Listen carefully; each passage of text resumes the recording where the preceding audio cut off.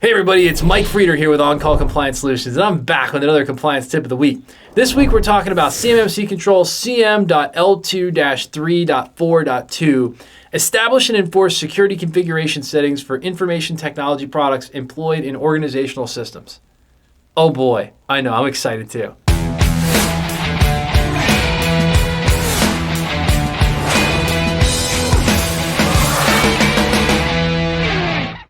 So hey, if you're a defense contractor who's feeling overwhelmed, tired, and alone, trying to understand all this CMMC, DFARS, and NIST SP 800-171 compliance stuff on top of an already colossal workload, well, I've got great news for you. You found your home here at On-Call Compliance Solutions, where we can help you transform into your company's on-call compliance hero.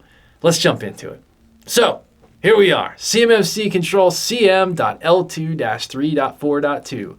Establish and enforce security configuration settings for information technology products employed in organizational systems.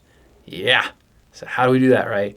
Well, let's break it down in a few words. First, we have to establish which can be done via documentation of configuration settings. Then we have to show that they are enforced, which can be done in various ways, but likely the easiest way is to give the demonstrations of policy enforcement. In other words, have the assessor look over your shoulder, and then show them the policy, baby. So think group policies, showing that they're linked and enforced as one small sample. Guys, I don't know if you've ever been through this, right? But if you're an IT guy, all right, if you're a CEO, stay tuned. I'm going to give you some good stuff, but hang on, because I'm going to tell a story for the IT people, all right? Have you ever sat there and you're like looking over somebody's shoulder and you're looking at group policy and you're like, hey man, cool policy, but it doesn't do anything. And the IT guy's like, what do you mean? I'm like, well, you didn't right click and actually enforce the thing, or you didn't link it.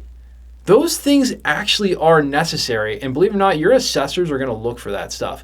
So Mike's public service announcement for this week is go look at your group policy and go find out what's enforced and what's linked, and make sure your group policies that you worked really hard to write are actually enforced. All right, now, public service announcement over. Just having a little bit of fun today. Let's check out what the assessors are looking for and how to make them happy. First thing an assessor is looking for, determine if security configuration settings for information technology products employed in the system are established and include the baseline configuration. So number one, so the written answer is easy on this, all right? See organization's network documentation on file, right? So that's the easy answer to that one. But again, what are they looking for? All right, they want to know that security configuration settings are actually established, like they're in a policy or they're in documentation, and that they're included in the baseline configuration. So again, you got to make sure that stuff's in the actual documentation. You're ready to show it to them, be like, hey, this is our policy, this is what we do, these are the rules of our network. Assessment point number two, determine if security configuration settings for information technology products employed in the system are enforced. There it is. I told you it was coming. If you watched earlier, this is why. All right, implemented. See organization's network documentation on file, and shoulder surfing may be required to view evidence of current security configuration, okay? Look, at the end of the day, a lot of these controls are not just going to be like your cool, awesome written answer. It's also going to be that someone's going to come look over your shoulder during the actual certification assessment. So there's a heads up on that. Now, if you are a defense contractor, I got a feeling you are, and you are struggling to figure all this stuff out, and you're watching like 20 of my videos, I promise watching The Marvelous Mrs. Maisel and binging on that is way better than binging on this face.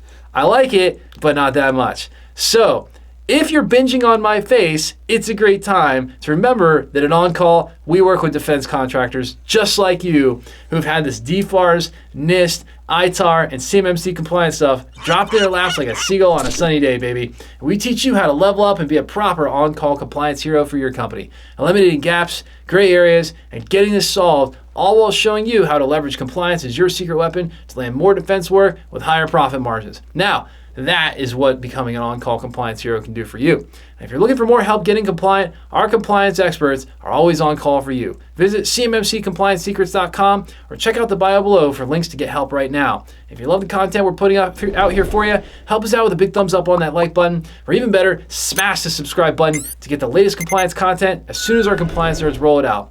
Until next compliance tip, my friends, stay safe and secure out there. Hit us in the comments below to let us know what you'd like to know more about when it comes to information security and compliance. I love it when you binge on my face, but I like it even better when you call us so we can actually just get hands-on and give you the help you really need. And I'll see you on the next one.